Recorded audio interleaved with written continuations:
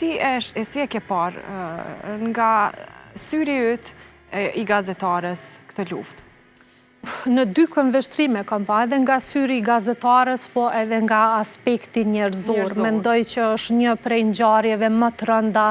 të cilat po e përjeton njerëzimin në kohën moderne, duke marrë parasysh që jetojmë në një kohë ku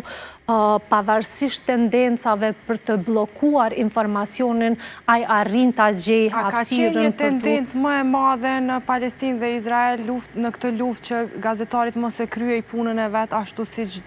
do duhej? Ndoshta edhe deri sa ka shku me fatalitet marrja e jetës tyre. Është rasti pa precedent, që nga lufta e dytë botërore nuk ka një konflikt ku ka numër kaq të madh të gazetarëve të cilët vritën në hapësirën ku ndodh konflikti, dhe kjo nuk ndodh rastësisht. Pra gazetarët nuk vritën si individ, gazetarët janë të targetuar për ta vrarë të vërtetën, për ta mbytur të vërtetën, pra për mos ta lënë të vërtetën të depërtoj, dhe kjo është pa që është pjesë e strategjisë Izraelit në raport me atë çfarë po ndodh në Gaza, marr parasysh që 2 vite që është duke u zhvilluar lufta atje, asnjë medium ndërkombëtar nuk ka qasje në brendi të Gazas, madje as tani që është shpallur një armë pushim, nuk ka pra mundësi të depërtojnë dhe ka një arsye. Është dëshira e gazetarëve për me shku dhe me pa gjendjen si është afër? Se mediat serioze gjithsesi që kanë pasur insistim që të futen, pra kanë shku edhe kanë negociuar me ta, mirë po janë depërtu, pra kemi pa edhe